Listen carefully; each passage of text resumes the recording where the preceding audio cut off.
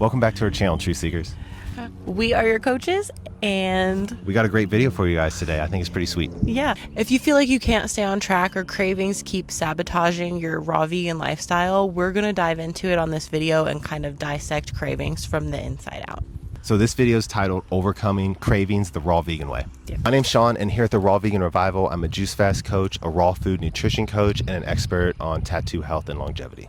And my name's Kat, and I'm also a raw food nutrition coach, as well as a somatic embodiment coach and an expert in tattoo health and longevity. Cravings were hard. Going from standard American eating to going raw vegan, cravings were one of the hardest things I had to overcome. And I will say that without a community or a group, I don't think I could have done it alone. So stick around to the end of this video and we'll give you more information on how you can join our community for the support you need. And we also have a really cool freebie for you guys if you want to go ahead and grab that. It's an entire guide to going raw vegan. The link is below. It gives you all the information that you need to succeed in a raw vegan lifestyle. Top reasons that people fall off the raw vegan diet due to cravings are 1, emotional and nostalgic cravings for food. 2 is like the gut microbiome calling for the foods that aren't serving us.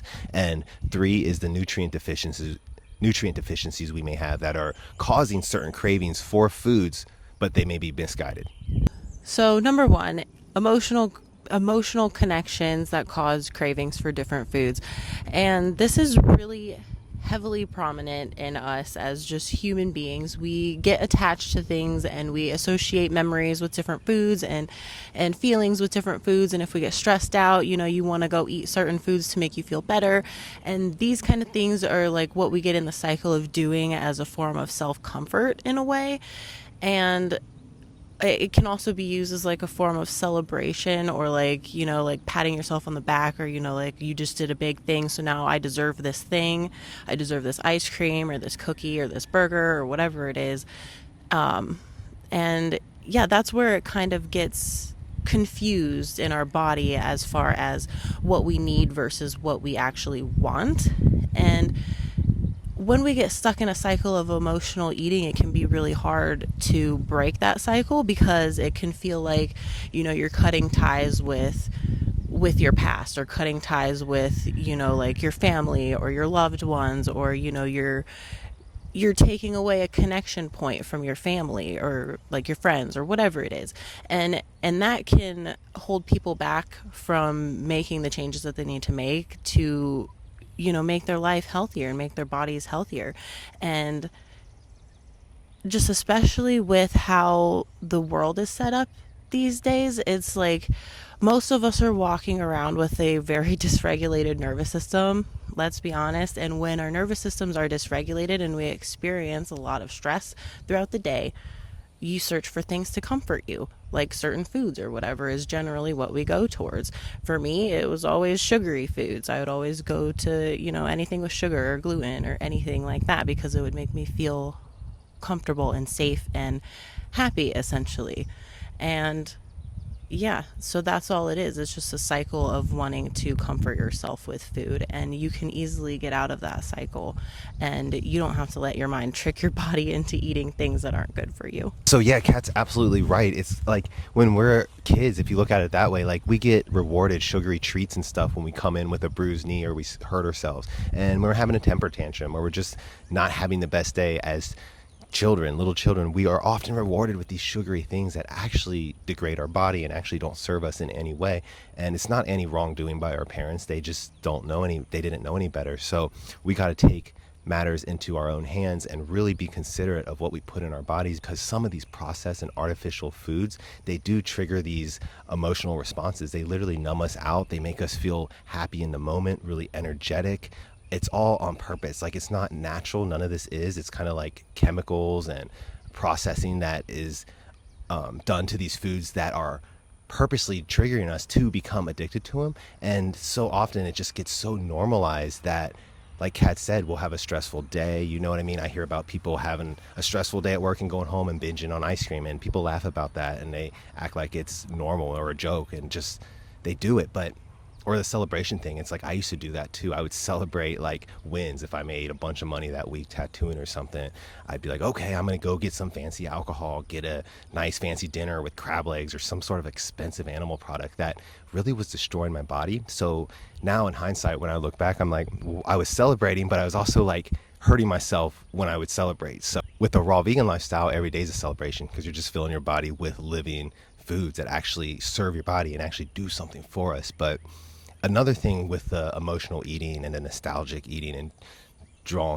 being drawn to food in that way is like cultures, people from different cultures. Like I'm half Vietnamese, so I grew up eating a lot of Vietnamese food. Like my mom would make homemade Vietnamese meals, and that was a big part of growing up and what I ate. So I hear now, being raw vegan, I hear a lot of people sometimes have trouble breaking ties with that. Sometimes they'll still eat what their mom or family makes when they come home and visit, and I think that's really cool. If that's you, do you. But for me, I know I'm doing the raw vegan thing is for my health, and I cut ties to that. I don't eat the traditional food that I used to eat, and my mom's cool with that. But my point is that certain things like emotional eating, like the emotion we feel when we eat foods, draw us back to that, and so do things like culture and nostalgia. Just like having that memory of certain foods, smells, taste, and the way it made you feel. That's a reason some of us fall off of the bandwagon and go back to eating the stuff that doesn't serve us. So number 2 is the gut microbiome and how your gut microbiome actually influences a lot of your cravings. And that's because you have trillions of microbes in your gut at any given time. And as if they get out of balance, that's when your cravings can kind of go awry. So they really have a lot to do with what you want to eat, because the more specific foods that you put into your body, those are the kinds of foods you're going to crave more of. And so that's why it's so important to really watch what you put in. And like, say you eat a lot of pizza and you eat a lot of processed foods and animal products and stuff, and you try to go eat a salad. The salad's not going to taste as good to you. You're not going to want to eat that. Your body's going to be craving more of like the pizza and the processed foods and the junky foods. And it's just, they're going to also, going back to number 1, it's going to make you feel better. So you're going to, like, it's going to make you feel better because of the chemical releases and the emotional attachments. It's going to make you feel comforted. So then you're just automatically going to be drawn back to those foods instead of the salad. So it really takes a lot of intentionality if you're trying to make a shift like this, and just really know that you can't let your body be your guide necessarily, especially in the beginning, because your cravings are still going crazy. Yeah, exactly. Like our gut microbiome is such a big deal. It's like a garden down there. And if we're feeding it, like Kat said, like pizza and animal products, that bacteria is made up of the bacteria we eat, and it stays in us. Like we literally become what we eat. And that's so true because our cells get created from the foods we eat. But anyway, whatever we're feeding our body, that bacteria lives in our gut a little bit, and it's going to call for more of that same food. So like that's why people get addicted to things like Doritos and artificial foods that we actually aren't naturally deficient in. Those foods actually don't give us any nutritional value or benefit us in any way. So if you think about it, why would we be craving them? We're craving them because of that, the triggers it gives us in our brain, the emotional feeling, the dopamine, the serotonin, all these releases that come from these artificial foods we get hooked on, but we're not actually naturally deficient on them. So it's a big part of that is because of the gut microbiome. So you can shift that around. Like one way we do it in our 40-day juice fast is to clean it all out at once, and then you can restart. But you could start like today by incorporating more plant-based foods, preferably raw, because that gut microbiome changes as soon as you put more food down there. So like Kat was saying, if you just eat the pizza, or if you just eat the salad instead of the pizza, if you just repeatedly do that time and time again, you're going to change the gut microbiome, and eventually you're going to start craving the pizza, because the cravings are because of the gut microbiome. So if you feed your gut microbiome healthier food, make the garden a more beautiful garden, you're going to crave more beautiful food, and that cycle becomes easier. And then like Kat said, like you don't want to listen to your body in the beginning, because it's going to be calling out for all the things that aren't serving you, the things that are hurting you. But if you stay raw vegan long enough, plant-based long enough, you're going to start knowing how to eat intuitively. It's like your cravings become intuitive, and it's based on not what your body wants to feel good, but based on what your body needs to thrive and actually have the most energy it can during the day. And that's kind of where we are now after 2 years. It's really cool. We pretty much just gravitate towards what we need, but you just got to keep doing it, and you can change around that gut microbiome pretty quickly. And another thing about gut imbalance is that a lot of us are dealing with candida overgrowth and different things like H. pylori and different gut imbalances that really cause a lot of health issues that stem from that. And I know this because I dealt with chronic systemic candida for like 18 years of my life, and it caused like over 100 health symptoms related to that. So that just shows you how important it is to keep the balance in your gut, because once it goes off, you don't know what's going to happen.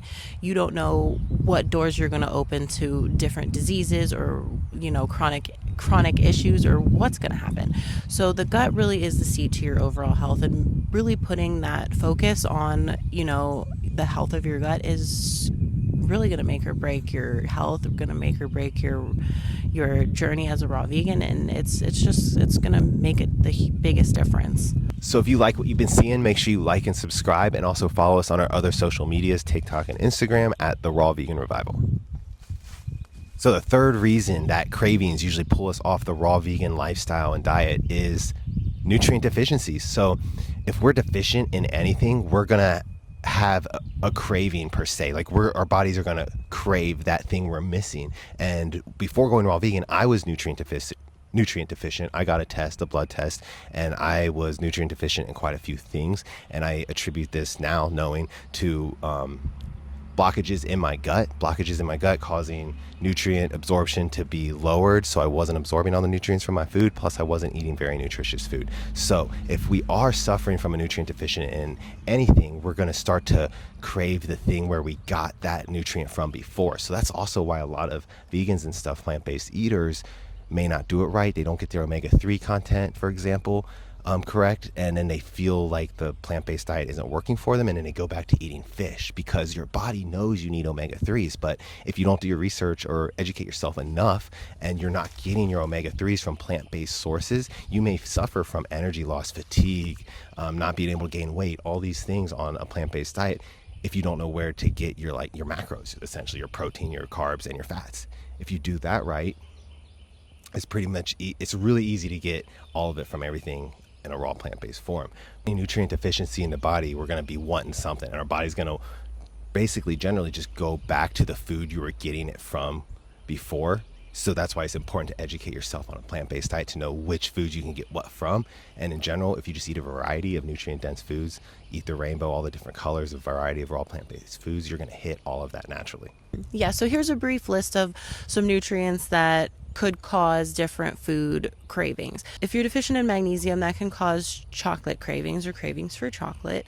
If you're deficient in calcium or omega-3s, that could cause you to actually have cravings for dairy products like cheese and creamy substances, creamy foods.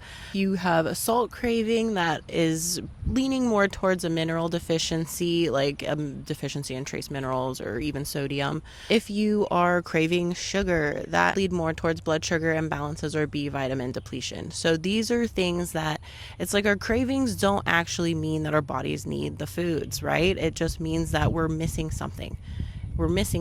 And we need to supplement that thing. So if you guys want us to make a video talking about the different things that you can eat to replace these things, these nutrients that you might be missing to help you further combat these cravings, let us know in the comments and we'll go ahead and make that video for you soon.